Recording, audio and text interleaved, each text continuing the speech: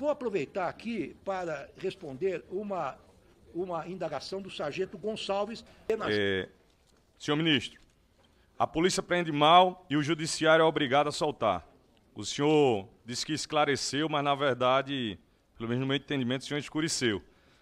O senhor não justificou, de fato, não ficou. A sociedade, a polícia que eu represento, de fato, não pegou bem o líder maior da segurança pública no país sair com uma frase dessa. De fato, infelizmente, policiais colocam a vida à disposição. Bem maior do ser humano é a vida e a liberdade. O policial, todos os dias, quando sai para trabalhar, coloca esses bens à disposição.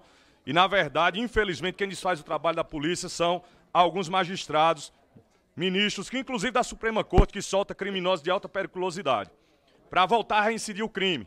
Quantos bandidos eu já prendi por diversas vezes e ele retorna a praticar a conduta criminosa, e não foi porque o policial prendeu mal. Infelizmente, foi porque o juiz, infelizmente, não o manteve preso. Sobre o programa Pena Justa, é uma pergunta que eu faço, pode parecer irônico, mas, de fato, é um sentimento e eu preciso que o senhor me responda e eu quero entender o seu entendimento sobre isso. O programa Pena Justa foi criado para atender a base principal eleitoral do PT. Os presídios fizeram festa com a vitória do descondenado presidente Lula. E aí, naturalmente, eu entendo que agora o interesse do governo é atender a sua base principal, que são criminosos e não policiais. Muito pelo contrário, o governo tem trabalhado na tentativa de impedir que policiais possam ser candidatos. Essas são as prioridades do governo do PT e dá para entender muito bem de qual lado estão. Querem trazer privilégios, regalias, porque não é pena justa, né? É regalias justas, né?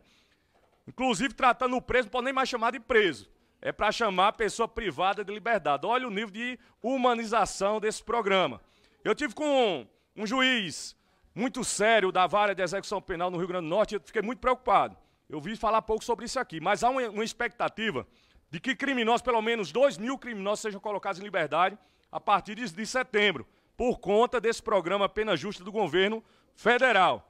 A remissão de pena sem a necessidade de tempo de estudo ou trabalho, alguma coisa nesse sentido. Então é algo muito grave. Quem me passou esse dado foi um juiz de uma das varas de execução penal do estado do Rio Grande do Norte. Quando eu falei que o senhor não explicou, ou pelo menos não ficou bem, não nos convenceu sobre a frase que o senhor citou, porque de fato na prática nós não temos visto o senhor andar de mãos dadas com a polícia. Prova é que o senhor secretário nacional de segurança pública, eu também o respeito muito, Mário Sarrubo, esteve no Rio Grande do Norte em um momento de crise, que a crise é permanente no Rio Grande do Norte. Facções criminosas se degladiando no estado do Rio Grande do Norte por territórios, na capital natal. E nos interiores segue o mesmo padrão. E aí o governo federal vai ao Rio Grande do Norte entregar 14 milhões em câmaras corporais. Um estado onde nós temos, infelizmente, o armamento que nós temos lá, a maior parte das pistolas calibre .40, era uma sucata de 2012 do estado de São Paulo, que ia ser descartada e acabou ainda a época da governadora Rosalba, foi feita uma solicitação e o estado de São Paulo fez a doação desse armamento. No primeiro ano de mandato, eu com 6 milhões de reais, nós estamos entregando quase 3.000 pistolas ao estado do Rio Grande do Norte. Ou seja, com metade do recurso que o governo federal, através do Ministério da Justiça, decidiu investir, entendendo ser prioridade, monitorar a atuação policial e não armar e equipar bem o policial. Bandido fica desfilando, fazendo patrulhamento armado de fuzil, 556, 762, decapitando rivais. Na semana que o secretário esteve lá, sequestraram, torturaram e executaram em praça pública um motorista de aplicativo, um pai de família trabalhador. Mas o secretário, juntamente com a governadora, disse que Natal era a capital mais segura do Nordeste. Eu imagino, se Natal é mais segura, imagina a mais violenta. Essa é a triste realidade, eu acredito que o secretário foi mal informado pela governadora do estado, que também é do PT e que prefere utilizar uma política pública favorecendo criminosos. Inclusive, naquele momento todo lá de queima de ônibus e tal, algumas mulheres de preso fizeram protesto e ouvimos da boca das mulheres de preso, através de entrevista lá, através de comunicação, de que estavam fazendo aquilo ali porque a governadora não tinha cumprido o acordo de campanha. Né? Então não ficou ainda, até hoje, ninguém trouxe de fato essa frase, ninguém encontrou essa mulher de preso, se ela quis só fazer um oba-oba, ou se de fato houve um acordo na campanha por parte da governadora do PT, Fátima Bezerra, com facções criminosas, ou se de fato foi só um oba-oba por parte daquela mulher de preso. A PEC da segurança pública não é sendo oposição por oposição, senhor ministro, mas eu tenho 20 anos na atuação policial militar, tenho contato com várias entidades representativas e eu não sei de fato qual a finalidade dessa PEC da segurança pública, a não ser de fato enganar o povo brasileiro.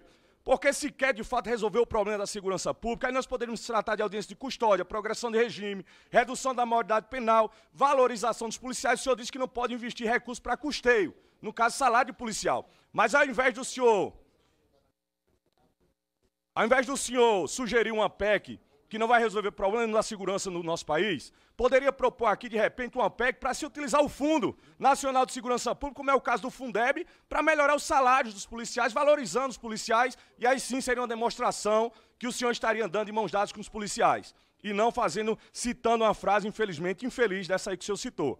E aí eu tive conversando, a associação, o grupo de secretários é contra essa PEC, o Conselho de Comandantes Gerais do nosso país é contra a PEC, a FENEM é contra a PEC, a ANERB é contra a PEC. O povo brasileiro, eu tenho certeza que é contra a PEC, não é a prioridade do povo brasileiro. Mexer em algo que já existe em decretos, em leis, e que vai levar para o texto constitucional e não resolve nada, na verdade. É só muita farola, mas não resolve, de fato, o problema da segurança pública no nosso país. O que nós precisamos, de fato, é que tratar bandido como bandido, cidadão de bem como cidadão de bem. Esse é o sentimento do povo brasileiro. E se estiver duvidando de que, de fato, ou se o governo do PT não tivesse capacidade de fazer essa ressonância do sentimento do povo brasileiro, que coloque todos esses temas que eu citei aqui, que seriam prioridades, para um plebiscito, para que o povo decida de forma direta, já que vivemos em uma democracia. E, infelizmente, até o próprio Congresso não tem conseguido refletir os interesses do povo brasileiro. Esse, infelizmente, é a triste realidade que nós temos enfrentado e testemunhado aqui nesse Congresso. E, para finalizar, senhor presidente, eu faço um clamor aqui em nome dos presos ou dos injustiçados do dia 8 de janeiro, que esses presos sejam tratados pelo menos com 10% da piedade que os verdadeiros criminosos no nosso país são tratados. Corruptos, estrupadores, assassinos, homicídios, todo tipo de criminoso, traficante, eles são muito mais bem tratados. Aí sim, são preservados seus direitos humanos, ou os direitos humanos, né? O Estado Democrático de Direito, de fato, é garantido. O senhor também citou que todo cidadão tem direito de expressar a sua opinião. Infelizmente, só os amigos do Reis, porque hoje o líder do PL foi intimado aqui no Congresso Nacional pelo ministro Flávio Dino por ter citado em entrevista, ter citado uma frase e foi intimado, e essa tem sido a realidade, inclusive o deputado também, Marcel Van Hatten, no momento, em tribuna na Câmara Federal, foi citado também pelo ministro Alexandre de Moraes, e essa é a triste realidade. Não vivemos um Estado democrático de direito, felizmente estamos vivendo uma verdadeira ditadura da toga. Agradeço a oportunidade, senhor presidente. Vou aproveitar aqui para responder uma indagação do sargento Gonçalves. Pena Justa é um projeto do Supremo Tribunal Federal, definido da ADPF 347, um plano aprovado pelo CNJ e pelo Ministério da Justiça, homologado pelo Supremo Tribunal Federal, que vai cuidar da retomada de território dos presídios brasileiros. Não corresponde à verdade, com todo respeito, que 2.000 presos foram libertados pela administração. Isto não é verdade. E, finalmente, preciso repelir, com todo respeito, a assertiva de Vossa Excelência, que diz que a base do governo é a criminalidade. Principal base. Repilo isso, repilo veementemente, porque a base do governo é a base do voto popular soberano, livremente colocado nas urnas eletrônicas. Pronto. Muito obrigado, ministro. Senhor presidente, por gentileza. Sim.